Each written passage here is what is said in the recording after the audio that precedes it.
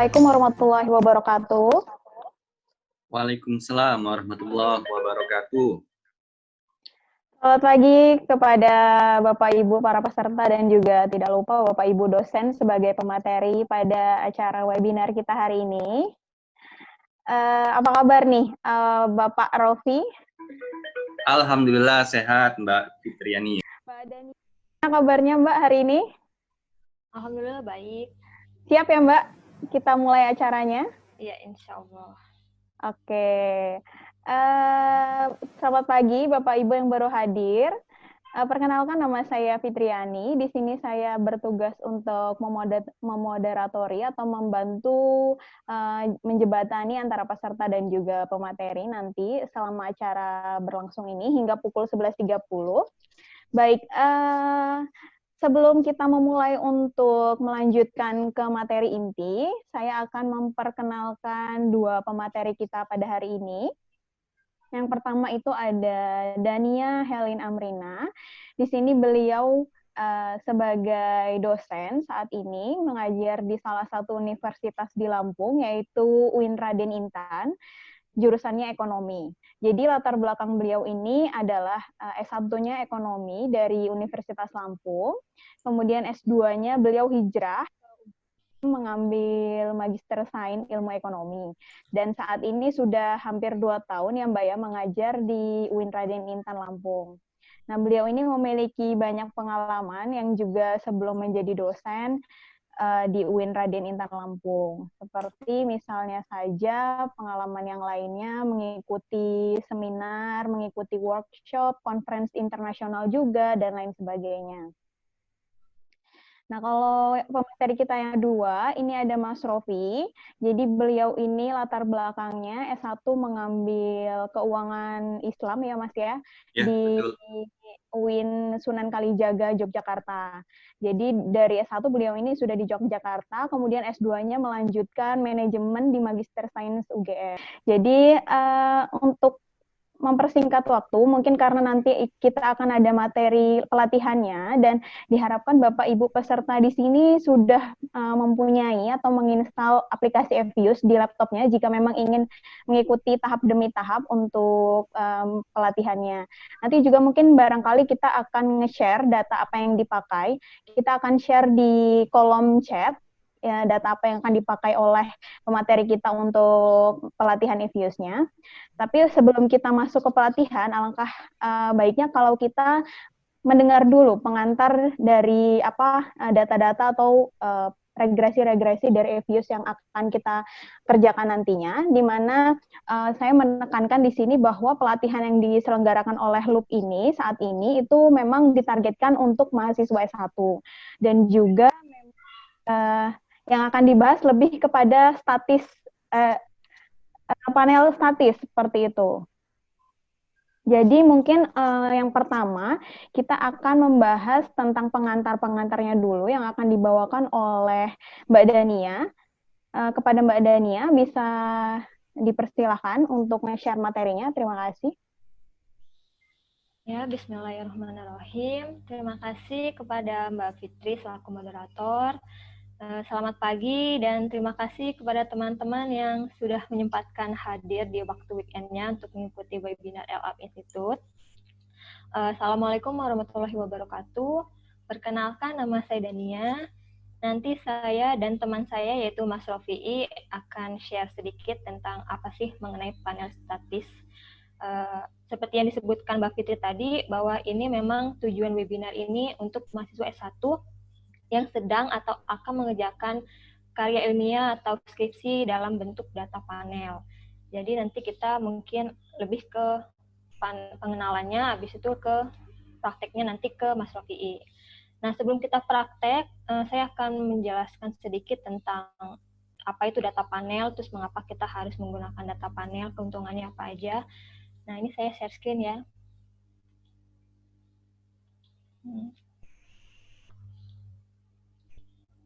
Mbak Fitri, kelihatan nggak share-nya, screen-nya? Oke, kelihatan kok. Nah, nanti kalau misalkan ada kesalahan teknis, tiba-tiba berhenti, tolong kasih tahu ya. Nah, oke. Ini analisis regresi data panel statis dasar dengan EViews. Kenapa kita panel statis, kenapa nggak panel dinamik atau panel spasial? Nanti kita lanjut nih.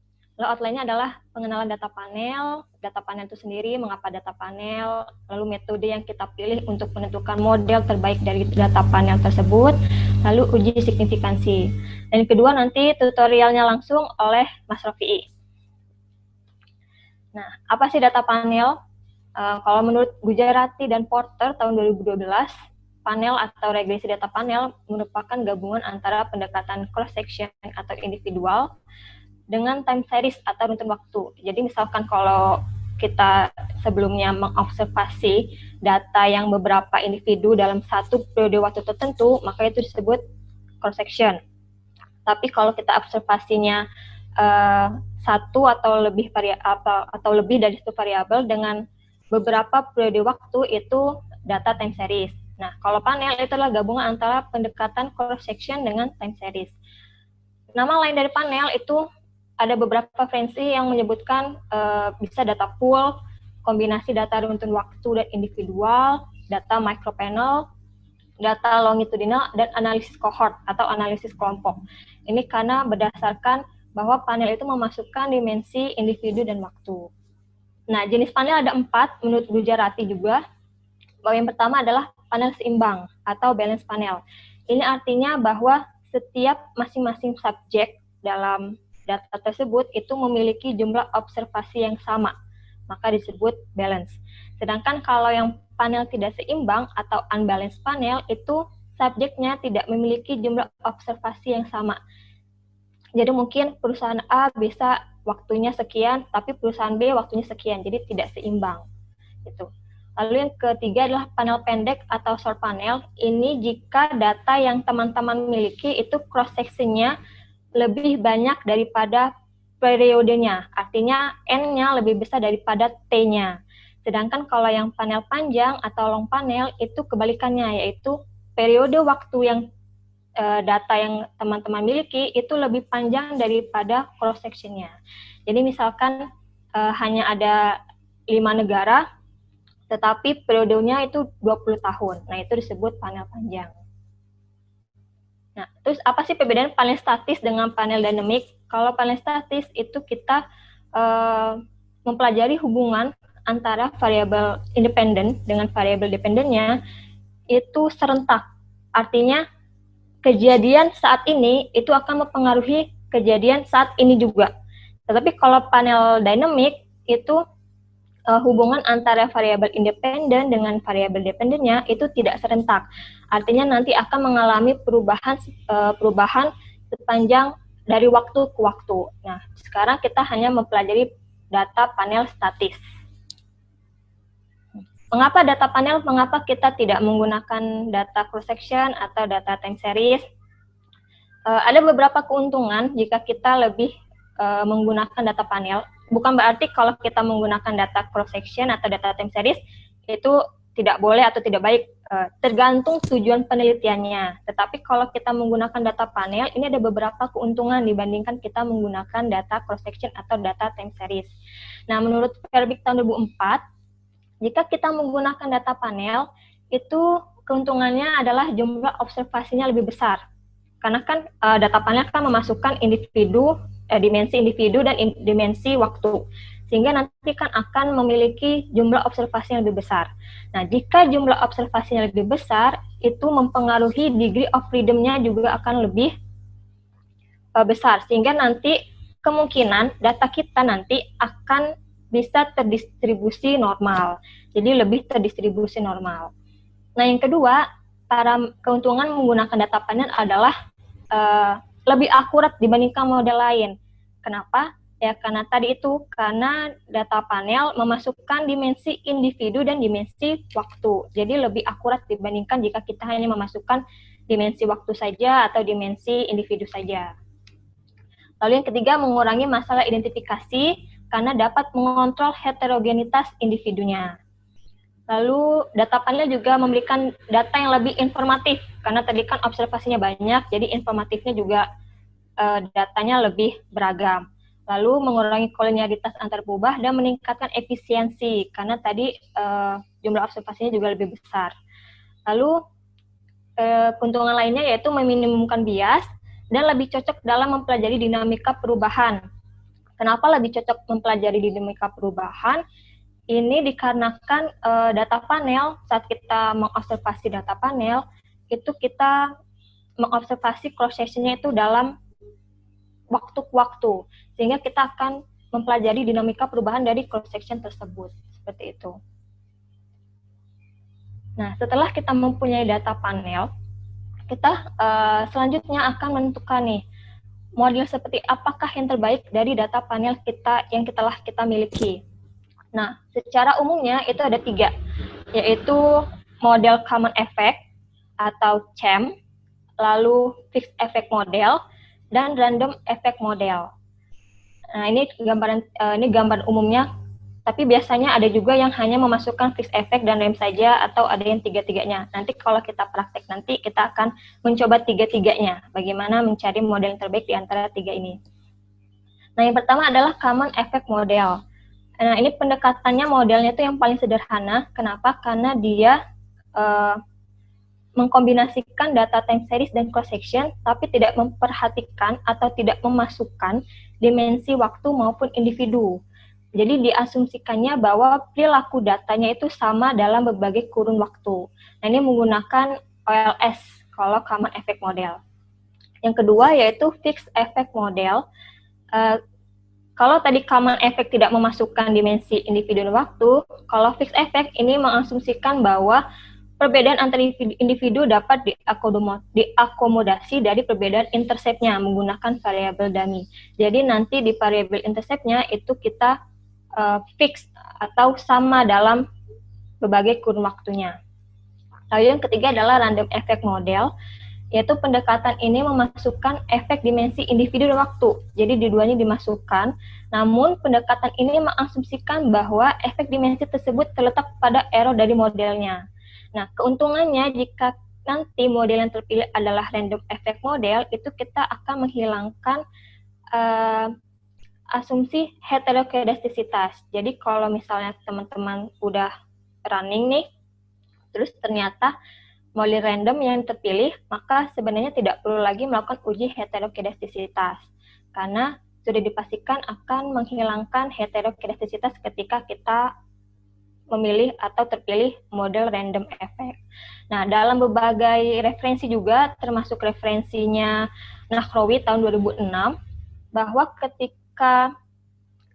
kalau kita punya data yang datanya itu long panel, data panjang, atau periode waktunya itu lebih besar daripada cross-section-nya, maka itu lebih baik menggunakan langsung fixed effect. Tetapi kalau misalkan nanti kita punya datanya itu short panel atau panel pendek, di mana cross-section-nya itu lebih banyak daripada periode waktunya, maka lebih baik menggunakan random effect saja.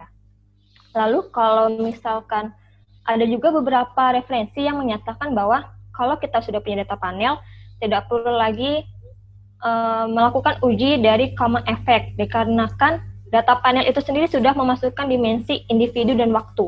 Sedangkan dalam model common effect itu tidak memperhatikan dimensi individu maupun waktu, sehingga nanti akan istilahnya tidak berguna kalau kita mau uji common. Tapi baiknya nanti kita akan uji 3-3-nya.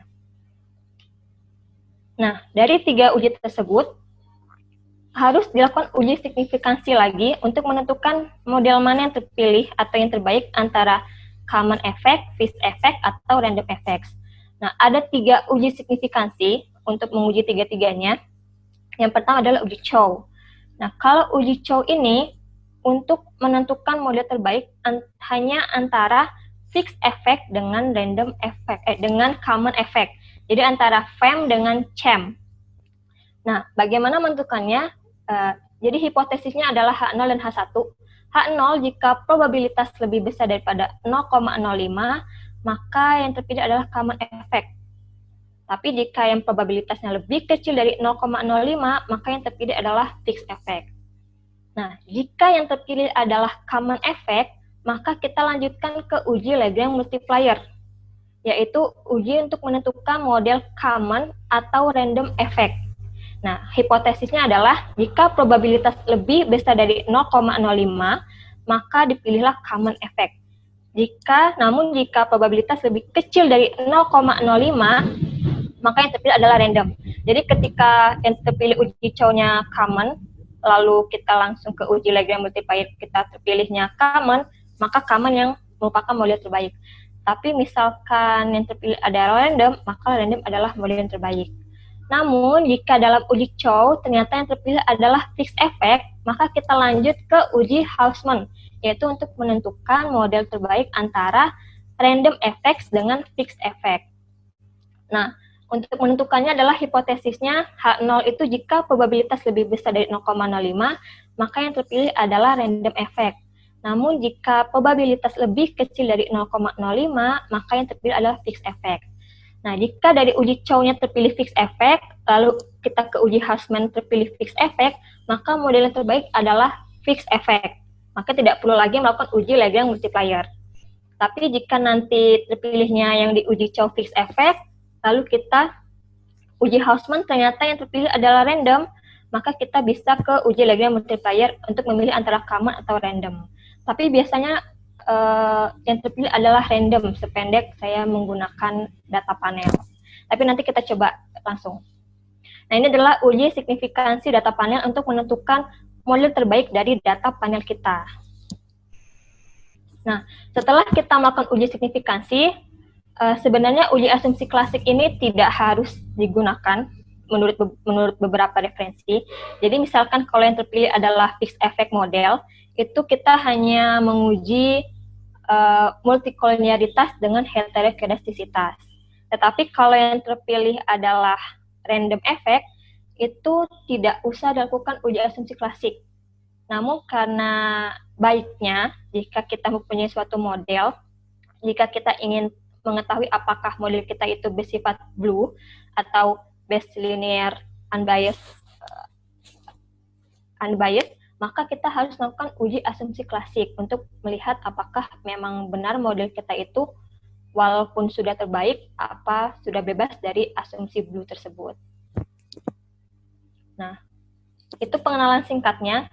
Jadi kenapa pengenalannya singkat? Memang karena kita lebih fokus kepada prakteknya. Jadi kalau nanti saya jelasinnya terlalu apa itu seperti intercept, apa itu koefisien, dan lain-lain, nanti kita malah kayak belajar ekonometrika. Dan itu nggak cukup dalam satu kali webinar. Cukupnya itu minimal 14 kali pertemuan dalam 3 SKS. Jadi ini langsung aja kita ke prakteknya. Silakan teman-teman kalau yang punya Fuse bisa dibuka, dan Mbak Fitri bisa sharing datanya di chat.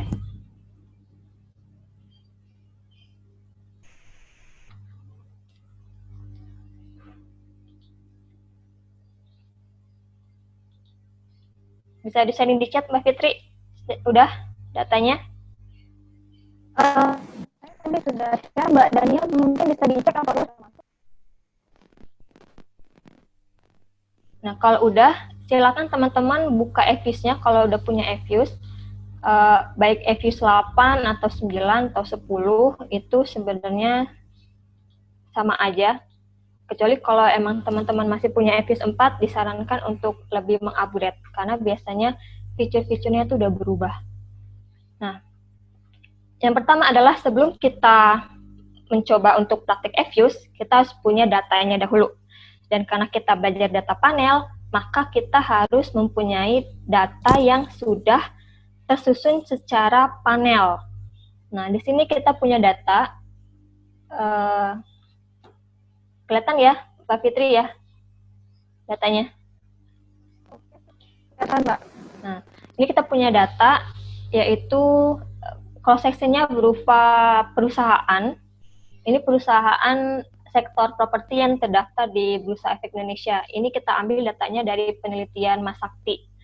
Nah, ada tiga variabel, yaitu variabel RS ini adalah return saham sebagai variabel dependent. Lalu variabel PBF yaitu price book value sebagai variabel independen 1, dan laju PDB sebagai variabel independen kedua. Nah, data ini sudah tersusun secara panel, artinya di sini cross sectionnya dan di sini tahunnya. Nah, kita menggunakan tahun 2014 sampai tahun 2016, yaitu menggunakan data triwulan. Artinya ini datanya per 4 bulan sekali. Nah, bagaimana kita memasukkannya? Sebenarnya kalau kita ingin memasukkan data ke Fuse, itu setiap orang tidak sama caranya. Artinya itu merupakan suatu kebiasaan saat pertama kali diajarin, mungkin dari awal kayak gitu, terus akhirnya seperti itulah dia cara memasukkannya. Sebenarnya nggak apa-apa, nggak harus sama setiap orang memasukkan data itu ke Fuse. Yang paling penting adalah, pertama kita harus tahu dulu data apa yang kita punya. Apakah data itu bersifat time series, cross section, atau data panel. Karena nanti saat kita menginput, itu kita akan ketik jenis data yang kita miliki. Lalu, data tersebut bersifat apakah periode waktunya? Apakah tahunan, ataukah bulanan, harian, triwulan, dan lain-lain. Maka itu harus diperhatikan. Tetapi bagaimana cara memasukkan datanya, itu setiap orang mungkin berbeda-beda. Antara saya dan Mas Rofi juga mungkin berbeda-beda. Nah, sekarang saya akan memasukkan datanya. Yang pertama adalah file, lalu klik open foreign data as work file. Nah, kalau kita pakai cara ini, harus dipastikan bahwa datanya itu tertutup, jadi tidak boleh ada data yang terbuka, kecuali kalau kita mau memasukkan datanya itu melalui copy paste. Nah, ini lalu kita cari di mana datanya tadi berada, lalu tinggal kita masukkan. Nah, ini data yang tadi kita, yaitu perusahaan, tahunnya, variabel dependennya RS, independennya PBV, dan LPDB. Lalu dipastikan ini mulai dari sheet 1 atau tidak. Tadi kan karena datanya tadi dimulai dari sheet 1, maka memang sheet 1.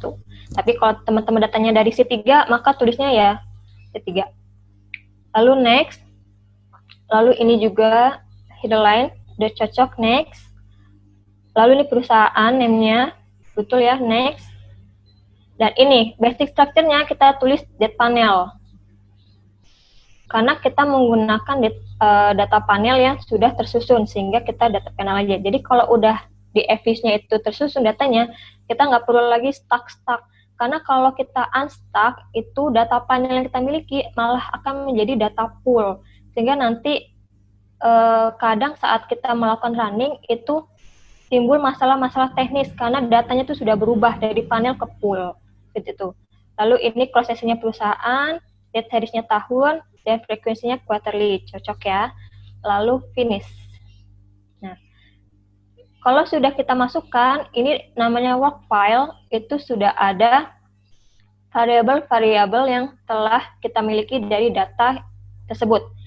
Ini contohnya yang variabel dependent RS, ini kita lihat apakah datanya sudah masuk atau belum. Lalu variabel independennya juga kita lihat. Tidak boleh ada yang kosong atau NA. Lalu perusahaannya juga, dan tahunnya juga. Nah, kalau sudah semua terisi, maka artinya kita berhasil memasukkan data panel kita ke Fuse. Setelah ini, kita langsung memilih model mana yang terbaik antara CHAM tadi, Common Effect, Fixed Effect, atau Random Effect. Nah, selanjutnya nanti akan dijelaskan oleh Mas Rofi'i. Terima kasih teman-teman. Assalamualaikum warahmatullahi wabarakatuh. Salam sejahtera untuk kita semua. Semoga teman-teman dalam keadaan sehat walafiat. Amin. Di masa pandemi ini, semoga teman-teman bisa tetap menjaga diri, menjaga keluarga, sehingga tidak terdampak dari adanya virus ini, gitu ya. Nah, baik. Saya akan membantu Mbak Dania melanjutkan materi beliau terkait dengan cara mengolah data panel menggunakan Fuse. Jadi nanti di bagian saya ini lebih ke teknis ya, lebih ke teknis bagaimana cara menginput data, kemudian mengolah data sampai data itu diperoleh hasilnya atau output data, kemudian kita coba interpretasikan kira-kira apa saja yang perlu diinterpretasikan dari output data-data tersebut. Nah, teman-teman, saya sudah menyiapkan PowerPoint-nya. Jadi nanti PowerPoint-nya, jadi kalau teman-teman tertinggal gitu ya, atau tidak bisa mengikuti dengan cepat karena waktu kita terbatas sampai jam 10.30. Jadi nanti teman-teman akan kita bagikan PowerPoint-nya ya. Nanti saya minta izin ke panitia untuk menyebarkan PowerPoint-nya ke teman-teman sehingga teman-teman bisa melakukan praktik di rumahnya masing-masing seperti itu. Kemudian jika ingin ada yang dikonsultasikan bisa hubungi ke panitia gitu ya. Jadi teman-teman fleksibel lah. Jadi kita membangun relasi lah bersama-sama seperti itu. Baik, langsung saja tidak berlama-lama. Saya akan share screen.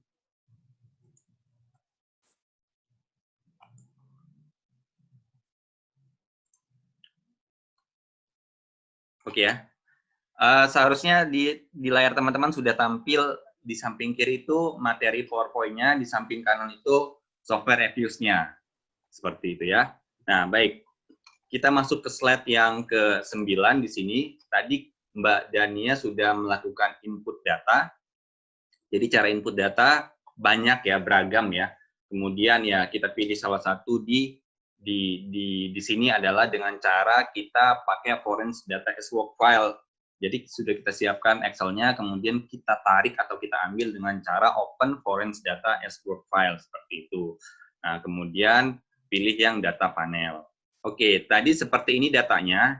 Jadi tadi dari Mbak Dania tadi kan ada variabel RS, ini independennya RS, kemudian variabel dependennya RS, variabel independen pertama itu PBV ya, PBV, kemudian variabel independennya yang kedua adalah LPDB.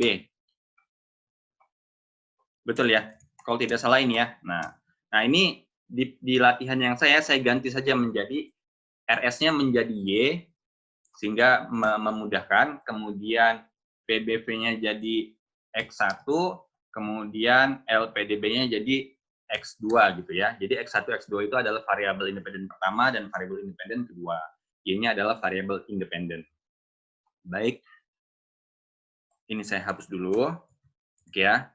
Setelah input data, maka tampilannya adalah seperti ini. Ini adalah tampilan file kerja kita ya teman-teman. Jadi teman-teman yang akan mempersiapkan skripsi, kalau ingin menggunakan data panel, bisa pakai Evius dan bisa belajar dari webinar ini gitu ya. Nah, hasilnya seperti ini. Kemudian setelah kita input data dari Excel ke Evius, dan sudah tampil satu halaman kerja ini, kita lanjutkan proses selanjutnya, yaitu kita masuk ke PowerPoint yang ke slide ke-10. Nah, di sini adalah tahap 2, yaitu tahap estimasi model. Jadi ada 3 model yang ditawarkan oleh Evius terkait dengan data panel, yaitu model Common Effect Model atau CEM, Fixed Effect Model atau FEM, Random Effect Model atau REM. Nanti saya akan lebih banyak menyebutkan singkatan-singkatannya ya. Jadi CEM itu Common Effect Model, kemudian Fixed Effect Model itu FEM, kemudian Random Effect Model itu REM gitu ya. Nah, di sini ada 3 model. Nah, kemudian 3 model ini nanti akan dipilih gitu ya secara statistik, kita operasionalkan dengan Evius, akan terpilih salah satunya yang terbaik untuk data kita, untuk penelitian kita, seperti itu. Caranya adalah langsung saja, di Common Effect Model atau CEM, cara mengestimasinya atau mengeluarkan modelnya adalah, kita klik, ini ya, caranya klik Quick, di sini ada tombol Quick, kemudian pilih Estimate Equation, kemudian kita masukkan di sini variabelnya, variabel Y, gitu ya. Huruf kecil, huruf besar tidak berefek ya, terserah mau menggunakan huruf kecil atau huruf besar. C itu variabel independennya, pastikan variabel dependent, pastikan variabel dependennya ada di paling kiri. Kemudian C itu konstantanya, kemudian X1 dan X2. Setelah itu kita masuk ke data panel, ke panel option di sini ya, masuk ke panel option. Di panel option itu kita cross-sectionnya kita pastikan berupa non, kemudian periodnya non. Jadi defaultnya udah non sama non ini ya. Nah, ini adalah model dari common, kemudian kita klik OK. Nah, ini adalah hasil estimasinya sudah keluar. Jadi, kita tidak bisa langsung menggunakan ini untuk penelitian kita. Jadi, harus melalui proses pemilihan model. Itu nanti pemilihan model. Kita keluarkan dulu ya semua modelnya. Nah, kemudian kita simpan hasilnya dengan cara klik name. Di sini ada tombol name, di sini ada muncul halaman baru, ada objek name. Di sini kita ganti aja namanya jadi model_CEM. Jadi di Evius ini dia tidak bisa membaca spasi, sehingga spasinya alternatif lainnya kita ganti dengan underscore ya. Model_CEM. Berarti ini model common. Kita klik OK. Kemudian maka di sini akan muncul satu file baru, yaitu model CEM. Ini file baru yang barusan kita buat. Lakukan hal yang sama, ini kita tutup dulu. Lakukan hal yang sama untuk fixed effect model atau FEM. Nah, caranya adalah sama di sini. Klik quick, kemudian estimate equation. Selanjutnya kita masukkan model yang tadi, Y, C, X1, X2. Kemudian di panel option, lihat di sini ya, panel option, cross-check-nya diganti dengan fix. Ganti dengan fix, kemudian periodnya tetap non, kemudian kita klik OK. Seperti itu. Maka ini adalah hasil dari estimasi fixed effect model. Kemudian kita simpan file ini dengan cara klik name, kemudian muncul halaman baru, kita ganti di sini dengan nama model name. Model FEM, fixed effect model. Kita klik OK. Kita close yang ini, maka sudah muncul satu file baru model FEM. Kalau kita buka lagi ini, klik 2 kali, maka tetap ini muncul hasilnya ya seperti ini. Kemudian ini kita tutup saja. Selanjutnya adalah masuk ke model yang ketiga, yaitu model random effect model. Nah, caranya adalah pertama kita klik quick, sama ya caranya, kemudian klik estimate equation, kemudian kita masukkan di specification ini, kita masukkan modelnya Y, C, X1, dan X2. Seperti itu. Kemudian di panel option-nya, ini ya, di panel option kita pilih yang random. Kita klik panel option, kemudian di cross section-nya itu kita pilih yang random. Setelah itu kita klik OK. Nah, ini adalah hasil estimasi dari model random effect model. Kemudian kita klik name, kemudian kita beri nama model RAM, random effect model. Klik OK. Nah, ini kita tutup saja. Saya besarkan dulu ya, saya besarkan dulu di sini. Jadi ini adalah file kerja kita, gitu ya. Segala sesuatu yang kita produksi di Evius ini akan tersimpan di satu halaman ini, seperti itu ya. Nah, kemudian sudah sampai tahap ini, kita sudah membuat 3 model ya. Model pertama adalah model common, ini dia modelnya, saya buka. Kedua model FEM, ini modelnya. Yang ketiga adalah model RAM, ini modelnya. Ya, ini model CM, model FEM, model RAM. Nah, nanti di penelitian kita akan menentukan model mana yang kira-kira terbaik di penelitian kita, gitu ya. Apakah model CM, apakah model FEM, apakah model RAM. Nah, tapi ini tergantung ke dosen pembimbingnya masing-masing. Apakah ingin ditampilkan semua, apakah ingin dipilih, karena ada beberapa kasus di kampus saya, di kampus S2 saya di UGM, jadi beberapa teman dengan bimbingan dosennya meminta bahwa tampilkan semua modelnya, karena kita ingin melihat seperti itu. Kalau pakai model RAM seperti apa hasilnya, CM seperti apa hasilnya, FEM seperti apa hasilnya, seperti itu. Tapi kita tetap harus tunjukkan juga sebenarnya yang terbaik, yang terpilih itu apa. Nah, sekarang kita akan melakukan pemilihan model tersebut, apakah RAM, CEM, atau FEM yang terbaik. Oke, ini saya tutup terlebih dahulu ya. Saya tutup. Nah, tinggal satu halaman kerja ini.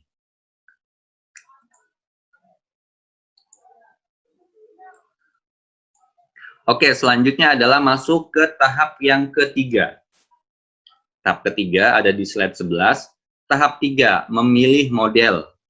Apakah CM terbaik, ataukah frame yang terbaik, ataukah rem yang terbaik. Caranya adalah kita harus melalui 3 tahap ujian ini, yaitu uji Chow, uji Houseman, uji Lagrange multiplier. Nah, yang uji Chow ini untuk menguji apakah CM atau frame yang terbaik. Nah, kemudian untuk nomor 2 atau pengujian nomor 2, itu pengujian Houseman, itu untuk memilih apakah frame yang terbaik atau rem yang terbaik. Kemudian uji yang ketiga, yaitu uji Lagrange multiplier, untuk memilih apakah CM yang terbaik atau rem itu yang terbaik. Bagaimana cara memilihnya? Nanti ada ketentuannya. Jadi dari hasil outputnya nanti, berapa angka probabilitasnya, dari situlah kita bisa menentukan secara statistik, oh ternyata model yang terbaik di penelitian kita itu adalah FEM atau REM atau CM, seperti itu. Nah, oke, berarti langsung kita praktekkan ya. Kita uji Chow dulu. Sebelum kita praktek, ada hal yang teman-teman harus perhatikan. Di sini ada catatan ya. Saya sudah meletakkan catatan di masing-masing pengujian. Ini catatan, gitu ya. Nah, kita bahas dulu catatannya. Jika di uji Chow ini ternyata terpilih CEM atau Common Effect Model, maka pengujian selanjutnya adalah langsung ke pengujian uji Lagrange multiplier yang ini. Gitu ya. Kalau di uji Chow ini terpilih CEM, maka langsung masuk ke uji Lagrange multiplier untuk memilih CEM atau rem yang terbaik. Jadi di sini adalah endingnya. Apapun nanti hasilnya di sini, apakah rem yang terbaik atau CEM yang terbaik, itulah model yang kita gunakan di skripsi kita nanti, seperti itu. Nah, kemudian jika di uji Chow ini FEM yang terbaik, ternyata FEM yang terbaik, maka harus diuji lanjut, yaitu uji Houseman. Uji Houseman itu ini yang kedua nih. Nah, uji Houseman ini karena FEM yang terpilih, maka diuji lagi. Apakah FEM yang terbaik atau rem yang terbaik, seperti itu ya. Nah, saat uji Houseman ini, kalau FEM yang terbaik, fixed effect model yang terbaik, maka selesai pengujiannya, gitu ya. Berarti model di penelitian kita itu adalah fixed effect model. Tapi kalau dia yang terpilihnya rem, di uji Houseman ini ternyata yang terpilih atau yang terbaik adalah rem, maka kita harus melakukan uji lanjutan, yaitu uji Lagrange multiplier, gitu ya. Nah, Lagrange multiplier itu berarti kita akan menguji apakah rem atau CM yang terbaik. Apapun hasilnya di akhir ini, di uji Lagrange ini, itulah stopnya, gitu, berhenti di sini, gitu ya. Kalau rem terbaik, ya udah berarti rem di penelitian kita itu menggunakan model rem. Kalau CM yang terbaik, ya berarti pakai CM. Oke, itu konsepnya. Selanjutnya langsung ke praktik. Langsung ke praktik ya. Nah, yang pertama adalah kita akan melakukan uji Chow test. Nah, di sini kita memilih CM versus FEM. Nah, caranya adalah buka model FEM. Tadi kan kita sudah membuat model. Nah, ini adalah modelnya, model FEM, model underscore FEM. Kita buka ini. Nah, jadi kalau untuk Chow ini, pakai yang dibuka adalah model FEM. Kalau untuk Houseman, yang dibuka adalah model rem. Kemudian uji Lagrange multiplier pakai model CM. Ya, lanjut ke uji Chow. Kita buka model FEM, klik model FEM. Selanjutnya yang harus kita lakukan adalah kita klik view. Di sini ya, klik view. Kemudian kita geser kursornya ke bawah. Kemudian kita pilih yang redundant fixed effect likelihood ratio. Ini ya, ini uji Chow ya. Redundant fixed effect likelihood ratio. Kita klik. Kemudian ini sudah muncul hasilnya. Dan nanti kita lihat ya. Nah, ini kita simpan dulu. Ini kita simpan dulu dengan cara klik freeze ya. Kita klik freeze. Ini cara simpannya di sini. Sudah saya catat di sini. Klik freeze. Kemudian kita klik name. Kita kasih nama uji Chow. Nah, uji Chow. Nah, tips bagi teman-teman, kalau saya biasanya saat uji Chow, saya langsung kasih tanda, misalkan di uji Chow itu yang terpilih apa. Nah, kalau di sini uji Chow-nya yang terpilih itu adalah CM. Kenapa CM? Karena kalau kita lihat nilai cross section chi-square-nya itu sebesar 0,61 ya. Nilai probabilitas dari cross section chi-square-nya sebesar 0,61. Nah, ini lebih besar dari 0,05 sehingga menerima CM. Jadi ini saya kasih namanya uji Chow. Hasilnya apa? Hasilnya CEM. Gitu. Biar kita ingat saja nanti. Klik OK gitu ya. Kemudian ini hasilnya. Nah, sekarang kita lihat keputusannya ya. Sudah saya jelaskan singkat tadi, ini keputusannya. Jika nilai probabilitas chi-square-nya di bawah 0,05, nah maka yang diterima adalah FEM. Tapi kalau di atas 0,05, maka yang diterima adalah CEM. Kita lihat di sini. Di sini nilai probabilitas cross section chi-square-nya sebesar 0,6175. Ini berada di atas 0,05, berarti yang diterima adalah CM, gitu ya. Karena yang diterima adalah CM, maka kita lihat catatannya. Jika CM terpilih atau diterima, maka dilanjutkan dengan uji Lagrange multiplier, berarti langsung ke sini, gitu ya. Kita tutup dulu. Ini kita tutup saja, kemudian ini juga kita tutup saja, gitu ya. Ini tadi sudah ada hasilnya uji Chow-nya, kita memilih CM. Nah, di data ini berarti kita langsung ke uji Lagrange multiplier gitu ya. Oke, saya praktekkan dulu aja. Uji Lagrange multiplier. Caranya adalah buka model CEM gitu ya. Jadi kita akan memilih nih. Jadi kan tadi CM sama FEM kalah gitu kan. Tinggal CM nih. Nah, CM akan diuji dengan REM. Nah, mana yang terbaik? Apakah REM atau CM, gitu ya. Di sini prosesnya. Kita buka model CEM. Di sini model CEM atau Common Effect Model. Ini sudah terbuka. Selanjutnya kita klik View. Selanjutnya kita geser kursornya ke bawah. Di sini ada Fix Random Effect Testing. Kita pilih yang ini. Omitted Random Effect Lagrange Multiplier. Kita klik ini. Gitu ya. Ini sesuai yang ada di sini. Kemudian ini sudah keluar hasil dari uji LM atau Lagrange multiplier-nya. Kemudian kita simpan dulu saja ya. Kita simpan. Kita klik freeze. Ya, kita klik freeze, muncul satu halaman lagi. Kemudian kita klik name. Di sini kita beri nama uji LM, Lagrange multiplier ini ya. Nah, hasilnya apa? Hasilnya itu di sini, bentar. Nah, ini ya, hasilnya kita lihat di sini. Jadi, di sini ada Bruce Pagan, kemudian di sini ada nilai nilai boots-nya ini 0,000. Jadi, nilai ini 0,00 ini berarti di bawah 0,05. Nah, kita cek keputusannya. Jika nilai boots-nya di bawah 0,05, maka menerima REM. Tapi kalau di atas 0,05, maka menerima CM. Nah, di sini hasilnya di bawah 0,05, berarti dia menerima REM. Jadi model terbaik dalam kasus data yang kita praktekkan ini adalah model REM. Jadi nanti kalau data ini sebagai data penelitian, data skripsi kita, maka model inilah yang akan kita gunakan di penelitian kita atau di skripsi kita, yaitu model REM, Random Effect Model. Oke, di sini kita beri nama dulu uji LM. Jadi uji LM hasilnya REM, Random Effect Model. Klik OK. Nah, sudah tersimpan ya. Ini sudah tersimpan nih. Nambah lagi satu uji LM REM. Nah, kemudian yang halaman ini kita tutup saja. Halaman ini kita tutup saja. Ya. Jadi di lembar kerja kita sekarang sudah muncul tambahan 2 file, yaitu hasil uji Chow yang terpilih adalah CM, kemudian uji LM yang terpilih adalah REM. Nah, ini kasus yang di data kita ya, di data penelitian kita ini.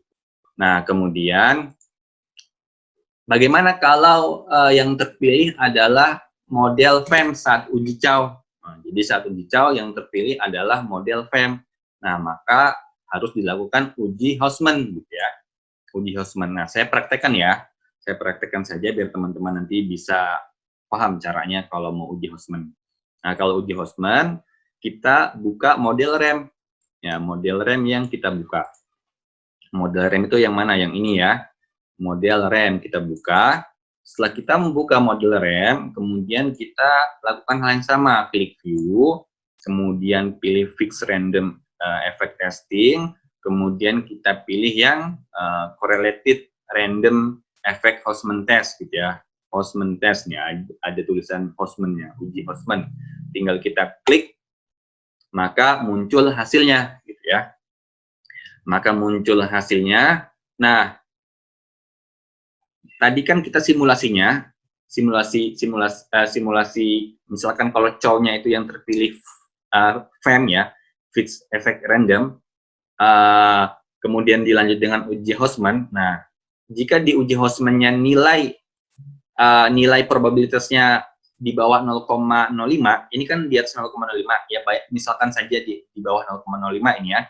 Nah, maka dia sudah berhenti di uji Hostman, berarti yang terpilih adalah model FEM gitu ya. Nih, FEM terpilih jika nilai cross section, probabilitas cross section T-square-nya di bawah 0,5 gitu. Semoga bisa dipahami ya. Kemudian ini kita simpan saja ya. Kita simpan saja, caranya kita freeze, kemudian klik name. Di sini kita tulis uji Hostman yang terpilih tadi, karena ini dia tidak signifikan atau dia di atas 0,05. Nah, ini di atas 0,05, maka yang terpilih adalah RAM. Klik OK. Kita tutup. Nah, itu ya, yang barusan tadi itu saya hanya mengajarkan saja gimana caranya menguji Hostman seperti itu. Oke. Balik ke data asli yang kita gunakan dalam webinar ini.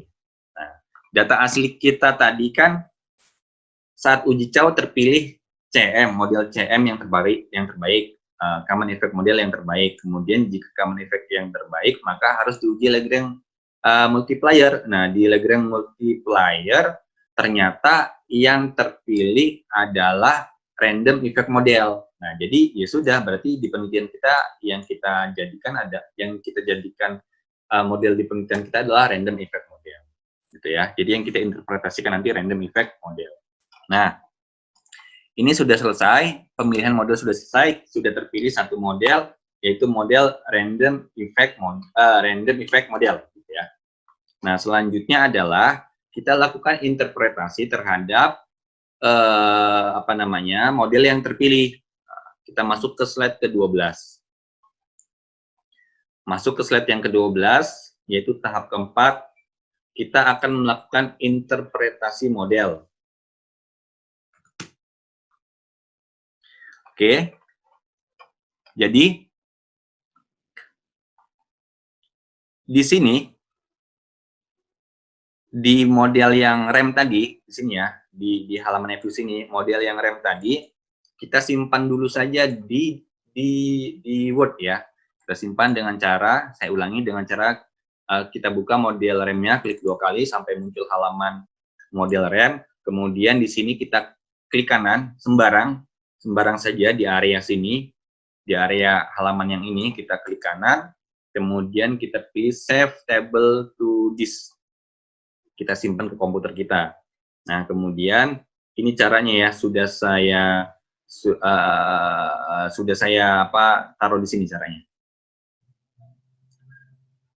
Kemudian klik browser ya.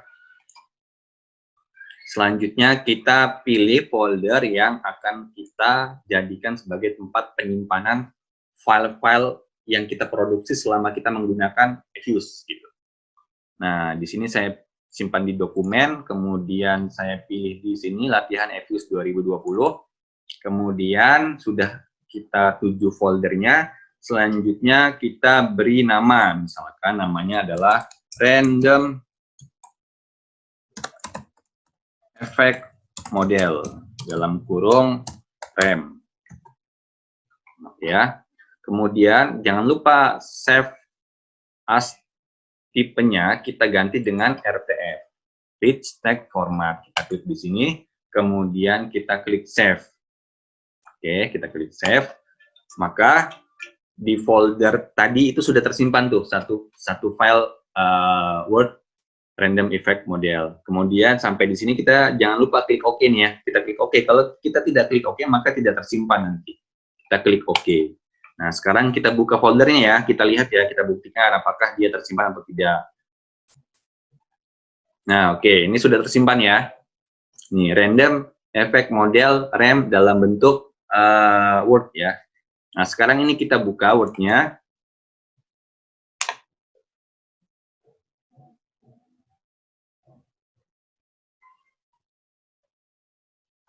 Tunggu sebentar ya.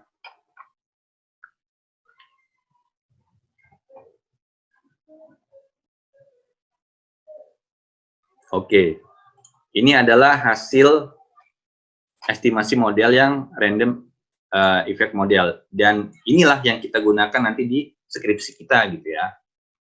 Nah, di sini tinggal kita klik kanan, kemudian kita copy di PPT. Kenapa harus di copy di PPT ya? Ini karena saya ingin mempresentasikan saja ke teman-teman dalam bentuk PPT ya, gitu. Jadi kalau teman-teman mengerjakan skripsi ya kerjakan di Word-nya seperti itu. Nah, tabel tadi sudah saya kopikan di sini. Saya perbesar terlebih dahulu layar PPT-nya.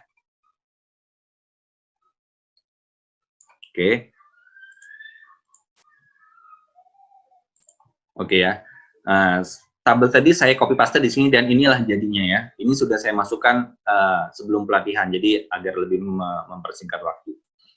Nah, selanjutnya adalah ada 3 hal yang biasa umum diinterpretasikan dari hasil estimasi model yang terpilih. Yang pertama adalah uji signifikansi simultan, ya. Yang kedua adalah koefisien determinasi. Yang ketiga adalah uji signifikansi parsial atau individu. Nah, yang uji signifikansi simultan ini dia ingin melihat pengaruh. Jadi kasusnya dalam penelitian kita ini adalah uji pengaruh ya, uji regresi. Nah, jadi uji simultan ini itu dia ingin melihat pengaruh semua variabel independen kalau digabung itu apa pengaruhnya terhadap variabel dependen. Jadi apa pengaruhnya variabel X1 digabung dengan X2 terhadap variabel Y seperti itu. Nah, uji signifikansi simultan ini kita lihat dari angka probabilitas F statistiknya. Nah, di sini dia 0,00 angkanya. Nah, jadi nilai probabilitas F statistik sebesar 0,00 ini ya, 0,00 itu dari sini. Didapat dari sini, itu lebih kecil dari 0,05. Ini nilai alfanya kita pakai standar yang 0,05. Jadi teman-teman nanti tentukan nilai nilai alfanya di deskripsi teman-teman. Nah, yang umum digunakan adalah 0,05 gitu. Ada yang pakai 1%, ada yang pakai 5%, ada yang pakai 10% seperti itu. Jadi kita ingin melihat arafnya nanti. Nah, yang kita jadikan contoh di sini adalah nilai alfanya kita gunakan 0,05%. Biasanya deskripsi pakainya 0,05% sih. Gitu. Tapi tergantung dosen pembimbingnya teman-teman. Gitu ya, jadi dia di bawah 0,05 nilai probabilitas F statistiknya, sehingga variabel X1 dan X2 itu secara bersama-sama. Di sini kata kuncinya, secara bersama-sama atau simultan berpengaruh terhadap Y, gitu ya. Nah, selanjutnya kita akan melihat nilai koefisien determinasi. Nah, nilai atau angka yang dilihat adalah dari adjusted R-square, gitu ya, ini adjusted R-square. Angkanya 0,2333951. Ya, kita simpelin 0,23 lah ya. Kita simpelin 0,23 atau 0,234. Ya, 0,23 saja. Nilai adjusted R-square sebesar 0,3 ya. 0,3 itu berarti 23%. Nah, maksudnya apa sih? Jadi nilai ini mengandung arti bahwa variasi Y itu, variabel dependen, itu dapat dijelaskan oleh variabel yang kita pilih dalam penelitian kita, yaitu variabel X1 dan X2 sebesar 23%. Jadi dari 100%, 23% itu X1, X2 itu dapat menjelaskan variasi Y. Nah, sisanya dari 100 dikurangi 75. Dari 100 dikurangi 23, jadi 77 ya. Jadi sebesar 77% sisanya itu dijelaskan oleh variabel di luar model kita. Jadi gini, jadi simpelnya gini. Jadi teman-teman, sebenarnya nggak hanya X1, X2 loh yang dapat mempengaruhi Y. Mungkin ada X3, X4, X5, dan seterusnya, itu juga dia mempengaruhi Y gitu. Tapi itu tidak kita masukkan ke dalam penelitian kita. Yang kita masukkan hanya X1, X2 gitu. Jadi X1, X2 itu cuma 23% dapat mempengaruhinya gitu. Sisanya itu ya mungkin ada variabel lain yang tidak kita masukkan ke dalam model kita.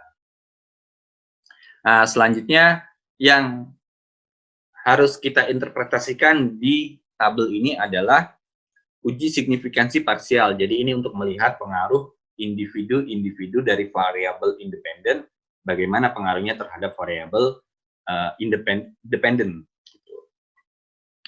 Pertama yang harus kita perhatikan adalah variabel independen yang pertama, yaitu X1. Nah, kita lihat nilai probabilitasnya di sini 0,0000 ya. Jadi, nilai probabilitas X1 sebesar 0,00 itu di bawah nilai alfa sebesar 0,05 sehingga menerima HA1, yaitu X1 berpengaruh terhadap Y. Nah, keputusan ini tergantung dari hipotesisnya teman-teman ya. Tergantung dari hipotesisnya teman-teman. Nah, kemudian kan HO-nya itu kan tidak berpengaruh. HO-nya tidak berpengaruh, HA-nya berpengaruh gitu. Kalau dia di sini nilainya di atas 0,05, berarti dia tidak berpengaruh. Begitupun dengan nilai probabilitas S2-nya sebesar 0,00, dia berada di bawah 0,05. Sehingga menerima HA2 atau hipotesis alternatif yang kedua untuk X2, yaitu X2 berpengaruh terhadap Y. Ya. Nah, baik. Selanjutnya, langkah kelima. Langkah kelima yang harus kita lakukan adalah uji asumsi klasik. Ada 4 uji asumsi klasik. Uji asumsi klasik yang pertama adalah uji normalitas.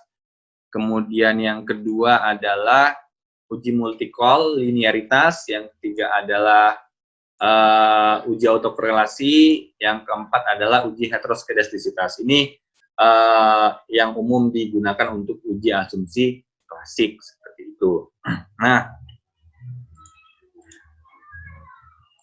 oke ya, tahap kelima. Pertama kita melakukan uji normalitas. Apa itu normalitas, kemudian apa itu heteroskedastisitas, autokorelasi, dan multikolinearitas tadi sudah dijelaskan oleh Mbak Dania di awal. Jadi teman-teman kalau ingin mempelajari lebih lanjut bisa baca banyak buku referensi yang teman-teman bisa baca gitu ya. Jadi di dalam webinar ini kita tidak menyampaikan secara detail gitu ya. Jadi kita teknisnya saja penggunaan FUS-nya seperti apa. Gitu. Namun jika teman-teman ingin konsultasi nanti bisa menghubungi panitia. Jadi panitia ini dari LUP Institute ya. Jadi ini lembaga research, training, dan consulting. Nah, silakan menghubungi untuk berkonsultasi. Barangkali ada yang ingin di-sharingkan ke tim dari LUP Institute. Baik, selanjutnya kita lanjut ke uji yang pertama, yaitu uji normalitas. Nah, ini hasilnya ya, sudah saya tampilkan. Kemudian bagaimana caranya? Kita kecilkan lagi PPT-nya, kemudian saya buka lagi FUS-nya. Ini tadi kita close saja. Nah, ini ya, ini hasil kerja kita ya, yang tadi. Nah, ini file kerja kita simpan terlebih dahulu. Tadi kan kita belum menyimpan ya. Ini kita belum simpan nih. Nah, kita simpan dengan cara klik file, kemudian kita pilih save as, save atau save as ya, kemudian kita pilih folder yang tadi, kita gabungkan saja dengan folder yang tadi, yaitu latihan FUS 2020. Ini kita kasih nama data latihan 1. Data latihan 1, kita klik save. Nah, kalau muncul seperti ini, langsung saja klik OK. Oke ya. Nah, data file yang pertama ini, jadi kita akan lakukan uji normalitas. Nah, caranya bagaimana? Caranya buka file model yang terpilih. Model yang terpilih tadi adalah random effect model. Berarti kita buka nih random effect model. Kita klik random effect model. Kemudian selanjutnya kita pilih view. Setelah kita pilih view, kita pilih residual diagnostik ya. Ikuti cara ini ya. Sudah saya tulis di sini agar memudahkan teman-teman nanti mengulas di rumah. Nah, di sini ya. Klik view, kemudian pilih residual diagnostik, kemudian pilih yang histogram normality test. Kita klik, maka tampil satu halaman lagi, dan kita akan simpan. Nah, simpannya bagaimana? Kita klik freeze di sini. Kita klik freeze, kemudian kita pilih name. Klik name ya. Di sini kita tulis, ini kan asumsi klasik, ya kita tandai saja biar dia satu gerombolan nanti di file kerja kita. Jadi kita tulis AS, asumsi klasik, underscore, normalitas. Ya. Kemudian kita klik OK. Nah, maka di file kerja yang ini, itu sudah muncul tambahan satu file lagi, yaitu AS normalitas. Nah, sekarang ini kita tutup saja karena sudah tersimpan di sini. Kemudian file yang ini kan tadi model RAM ya. Jadi model RAM itu ini sudah keluar nih. Kita uji normalitas tadi keluarnya seperti ini. Jadi kalau ingin kita balikan lagi ke hasil estimasinya, tinggal kita klik ini saja. Klik estimate, kemudian klik OK. Nah, maka dia balik lagi ke halaman awal, yaitu output dari estimate-nya. Baik, selanjutnya adalah kita sudah simpan tadi ya, ini kita tutup saja. Nah, kemudian bagaimana cara menyimpan hasil uji normalitas ini ke Word? Caranya kita klik 2 kali di hasil outputnya ini, di AS normalitas kita klik 2 kali, muncul halaman baru ini, kemudian kita klik kanan, kemudian save grab to disk, gitu ya. Kemudian kita pilih browse, kemudian kita masuk ke latihan EPIS 2020, kemudian masuk ke, kita beri nama AS normalitas ya, filenya. Nah, filenya kita ganti menjadi gambar. Nah, kita klik, kita rubah menjadi PNG, Portable Network Graphic ya. Di sini kita pilih, kemudian kita klik save. Maka di folder kita, ini saya buka folder, muncul satu file baru. Sebentar, saya ulangi ya. Ini saya belum klik OK, jadi dia belum tersimpan. Saya klik OK terlebih dahulu, maka dia akan muncul satu file baru. Oke, kita tutup ini. Nah, kita tutup. Nah, dari sini, dari file yang Word tadi, gambar tadi, kita copy paste ke sini ya. Kita copy paste ke sini. Ini saya sudah copy paste untuk saya jelaskan ke teman-teman. Nah, kita masuk ke ketentuan. Ketentuannya adalah jika nilai probabilitasnya ini ya, nilai probabilitasnya di atas 0,05, maka data terdistribusi normal, gitu ya. Jadi yang kita harapkan adalah datanya terdistribusi normal, sehingga dengan demikian yang kita harapkan adalah nilai probabilitasnya di atas 0,05 atau tidak signifikan. Itu yang kita harapkan. Nah, ternyata data kita sesuai dengan yang kita harapkan, yaitu datanya terdistribusi normal atau nilai probabilitasnya di atas 0,05. Nah, interpretasinya jadi berdasarkan gambar di atas, nilai probabilitas besarnya 0,78 atau 0,79 lah ya. Di sini saya tulis 0,78. Di atas 0,05 maka data terdistribusi normal, ya, data terdistribusi normal. Jadi nanti yang teman-teman harus salin di Word skripsi teman-teman adalah ya pertama ini tabelnya, setelah tabel atau gambarnya, kemudian teman-teman lakukan interpretasi di bawahnya. Jadi dari hasil uji normalitas itu apa hasilnya gitu ya, datanya normal atau tidak normal. Nah, oke, lanjut ke tahap selanjutnya, yaitu uji asumsi klasik yang kedua, yaitu uji multikolinearitas. Apa itu multikolinialitas sudah dijelaskan oleh Mbak Dania di awal tadi. Nah, saya akan mempraktekkan cara melakukan uji multikolinialitas. Caranya di sini kita klik quick, di sini klik quick, kemudian kita pilih grup statistik, kemudian pilih correlation ya. Kita pilih correlation, kemudian kita masukkan di sini variabel independen saja. X1, X2. Variabel independen saja karena multikol ini kita ingin melihat korelasi atau hubungan antara variabel independen satu dengan variabel independen yang lain gitu ya. Kita sudah masukkan variabelnya X1, X2, kita klik OK, maka inilah hasil dari uji multikolinialitas di penelitian kita. Kemudian kita freeze ya. Kita freeze, kita simpan dulu, kita freeze. Kemudian ini hasil freeze-nya.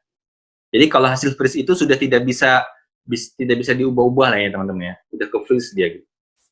Nah, kemudian kita klik name, kita ganti di sini AS, asumsi klasik. Kita tulis di sini multikolinialitas. Multikolinialitas. Kemudian kita klik OK. Maka sudah tersimpan atau ketambahan satu file lagi AS multikolinialitas ya. Nah, kemudian cara menyimpan ini kita tutup saja. Ini delete untitled group ini ya kita delete saja karena sudah tersimpan ya. Yes. Ini kita tutup juga. Nah, cara menyimpan ini hasil uji asumsi klasik yang multikolinialitas ini ke Word, caranya adalah buka dulu. Kemudian di sini kita klik kanan save table to disk ya. Klik kanan, pilih save table to disk, kemudian masuk ke folder kita dengan klik browse. Ini caranya sudah saya jelaskan di PPT ya, nanti teman-teman bisa ulang di rumah. Kemudian klik latihan EVIUS 2020. Kemudian ini sudah uji multikolinialitas namanya, kemudian tipenya kita ganti dengan rich text format, kemudian kita klik save, maka klik OK jangan lupa. Nah, maka sudah tersimpan filenya di folder. Oke, kita tutup.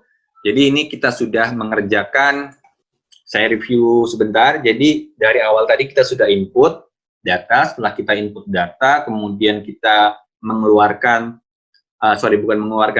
melakukan estimasi terhadap 3 model gitu ya, memunculkan 3 model ini yaitu CM, FEM, REM. Nah, sudah muncul, nanti selanjutnya kita pilih gitu ya. Kita pilih mana yang terbaik. Ternyata yang terbaik adalah REM. Cara memilihnya bagaimana? Tadi caranya uji Chow, uji Hausman, uji LM. Nah, ternyata dari proses tersebut terpilih REM. Jadi REM itu yang kita gunakan sebagai model di penelitian kita. Nah, setelah terpilih model, dilanjutkan dengan uji asumsi klasik. Nah, uji asumsi klasiknya tadi yang sudah kita lakukan adalah uji normalitas dan uji multikolinialitas. Ya. Oke, sekarang saya akan menjelaskan uji multikolinialitas. Nah, ini adalah hasil uji multikolinialitas. Jadi, kita lihat nilai korelasinya, nilai korelasi antara X1 kemudian dengan X2. Nah, nilai korelasinya adalah minus 0,000994. Nah, jadi biasanya keumuman standar yang dipakai adalah jika nilai korelasinya di bawah 0,9, maka dia dianggap tidak berkorelasi. Ya. Kalau masih di bawah 0,9, dia tidak berkorelasi. Ada juga yang menggunakan standar 0,85.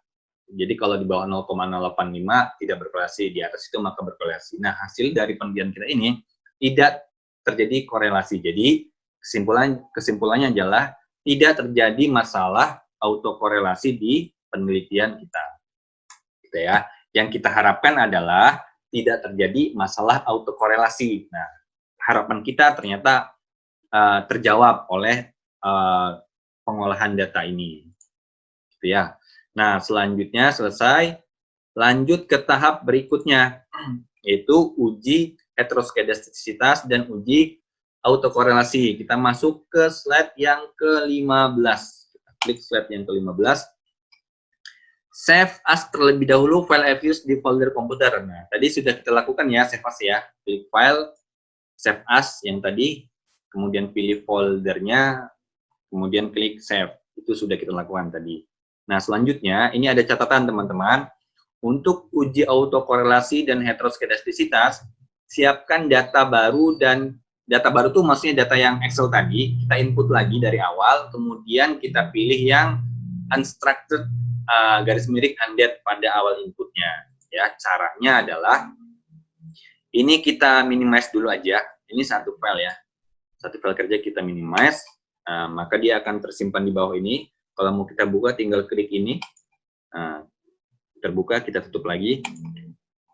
Nah, kemudian kita akan input file yang sama dari Excel, kemudian kita pilih yang unstructured. Nah, caranya gimana? Langsung aja pilih file, kemudian klik open, kemudian pilih foreign data as Word file, kemudian kita masuk ke latihan FUs 2020, masuk ke folder tempat kita menyimpan Excel-nya ya. Nah, ini ya, data latihan. Kemudian kita klik open. Setelah kita klik open, maka kita langsung klik next. Ya, ikuti langkah yang di sini saja, biar teman-teman tidak bingung. Kemudian next. Kemudian di sini, di basic structure-nya ini, kita pilih yang unstructured garis miring undet ya. Kemudian kita klik finish. Kalau muncul seperti ini, maka klik no saja. Maka kita sudah mendapatkan satu file kerja baru untuk menguji autokorelasi dan heteroskedastisitas. Nah, lanjut ya. Lanjut, kita akan membuat estimasinya terlebih dahulu. Caranya adalah klik view, kemudian, bukan klik view. Cara mengestimasinya adalah sama kayak awal tadi, klik quick, kemudian estimate equation, masukkan variabel dependent-nya dulu, yaitu Y, kemudian C, X1, X2. C ini konstantanya ya. Nah, selanjutnya adalah klik OK. Maka muncul satu estimasi baru. Nah, kemudian kita save. Save-nya dengan cara apa? Klik name saja, klik name. Kemudian di sini default-nya muncul nama EQ01 atau equation 1. Nah, langsung saja kita klik OK. Ini ya. Nah, sudah saya jelaskan di sini prosesnya. Nah, kemudian kita tutup saja. Kita tutup karena kita sudah tersimpan di sini ya. Oke. Nah, sudah kita dapatkan satu file kerja baru yang siap untuk kita lakukan uji autokorelasi dan uji heteroskedastisitas. Maka kita lanjut ke proses ke-16, yaitu uji autokorelasi dengan cara buka file EQ1, kita buka filenya, sudah terbuka, kemudian kita klik view. Setelah kita klik view, kita klik yang residual diagnostic. Nah, kemudian kita pilih yang serial correlation LM test. Kita klik, kemudian langsung di sini kita klik OK. Maka inilah hasil uji autokorelasi yang nanti akan kita interpretasikan. Kemudian kita simpan dulu ya, simpan hasil. Klik freeze, kemudian klik name, kemudian namanya kita ganti jadi AS, asumsi klasik, autokorelasi. Kemudian kita klik OK. Nah, sudah tersimpan nih di file kerja kita AS autokorelasi. Ya. Nah, kemudian kita simpan, ini kita tutup saja nih. Equation ini ada lambang equation, berarti ini adalah model yang ini ya, equation ini kita tutup saja. Kemudian yang ini adalah AS autokorelasi, ini adalah data yang ini ya. Nah, jadi dari data yang ini, hasil autokorelasi ini kita akan simpan. Caranya ya seperti biasa. Klik kanan, save table to disk, kemudian kita klik browser, kemudian masuk ke latihan FUs, folder latihan FUs, kemudian di tipe datanya kita ganti jadi rich text format agar menjadi Word ya. Kemudian kita klik save. Jangan lupa kita klik OK. Itu ya. Nah, kita tutup saja. Jadi dari hasil auto korelasi tadi yang ada di Word tadi, sudah saya copy di bagian atasnya, kemudian inilah hasilnya ya, sudah saya salin di sini. Kemudian kita lihat ketentuannya. Nah, jika nilai probabilitas T-square-nya yang obs R-square ya, itu berada di atas 0,05, maka tidak terjadi masalah autokorelasi. Tapi kalau berada di bawah 0,05, maka terjadi autokorelasi dan harus disembuhkan, harus ditreatment untuk lolos. Nah, kemudian kita interpretasikan hasil dari tabelnya. Jadi dari tabel ini, berdasarkan tabel di atas, nilai probabilitas T-square-nya yang ini ya, yang obs R-square, yaitu sebesar 0,9213, ya 0,92 lah ya. 0,92 ini berada di atas 0,05. Nah, kita lihat, kalau dia di atas 0,05, maka tidak terjadi masalah autokorelasi. Inilah yang kita harapkan. Yang kita harapkan data kita itu terbebas dari masalah autokorelasi. Pak, kalau terjadi masalah autokorelasi bagaimana? Nah, itu ada treatment khususnya, kemudian bagaimana caranya. Nah, itu nampaknya tidak cukup waktu kita jelaskan di sini, dan itu perlu waktu yang lama karena untuk treatment uji coba. Oh, kira-kira mana yang pas gitu. Nah, selanjutnya adalah masuk ke tahap yang terakhir. Nah, yang terakhir yaitu uji heteroskedastisitas. Uji heteroskedastisitas. Caranya adalah kita buka file EQ1, yang ini kita buka lagi, klik 2 kali, kemudian kita pilih view, kemudian pilih residual diagnostic. Selanjutnya kita pilih heteroskedasticity test, ya. Nah, jadi di uji heteroskedastisitas ini banyak metode yang bisa kita gunakan. Ada yang Bruce Pagan Godfrey, ada yang Harvey, ada Glasser, ada Arts, ada White. Jadi teman-teman nanti kalau ditanya uji heteroskedastisitasnya pakai apa gitu, maka harus bisa jawab saya pakai White. Nah, untuk teorinya teman-teman bisa baca lebih lanjut di luar forum ini lah ya. Saya pakai Glasser atau pakai Harvey seperti itu. Nah, kita coba di penelitian ini kita pakai yang White aja ya. Klik White, kemudian klik OK. Maka ini adalah hasilnya dari uji heteroskedastisitas. Kemudian kita klik freeze, kita kasih nama dia AS heteroskedastisitas. Kemudian kita klik OK. Nah, maka kita sudah tersimpan ya, sudah tersimpan satu file lagi AS heteroskedastisitas. Nah, ini kita tutup saja, yang equation EQ1-nya kita tutup. Nah, ini adalah hasil heteroskedastisitasnya. Ini yang akan kita simpan ke Word, klik kanan, kemudian save to disk. Kemudian kita masuk ke browse kita, kemudian di sini latihan EVIS 2020, kemudian namanya AS heteroskedastisitas. Nah, kemudian tipenya kita ganti dengan rich text format. Gitu ya. Nah, ini teman-temannya yang tadi yang sudah kita produksi tadi ya. Kemudian kita klik save, kemudian klik OK, maka file ini, tabel ini sudah tersimpan di Word gitu ya. Nah, saya tidak perlu mengulangi, jadi di file Word itu kita buka, kemudian saya copy di sini, dan inilah hasil kopiannya ya, yang ini ya. Oke, biar lebih cepat. Kemudian di sini juga ada ketentuannya.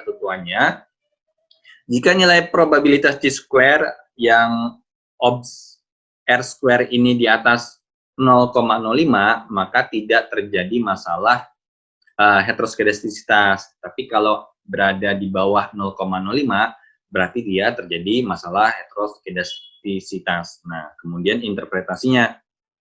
Apa sih interpretasi dari hasil uji heteroskedastisitas? Interpretasinya adalah berdasarkan tabel di atas, nilai probabilitas T-square sebesar ini 0,9923 atau 0,99 ya.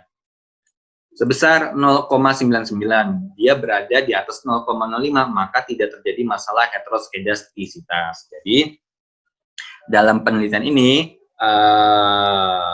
data kita itu terbebas dari masalah heteroskedastisitas. Itulah yang kita harapkan di uji heteroskedastisitas ini, tidak terjadi masalah heteroskedastisitas, gitu ya. Nah, jadi untuk lebih mengingat ketentuan dari uji normalitas, uji heteroskedastisitas, autokorelasi sama enggak, 3 ini aja ya. Itu lihat nilai signifikansinya aja. Kalau nilai signifikansinya itu di atas 0,05, berarti dia terbebas dari masalah terhadap masing-masing ini gitu ya. Kalau tadi kalau pakai multi call itu kan kita lihat nilai korelasinya. Oke, itu dari saya.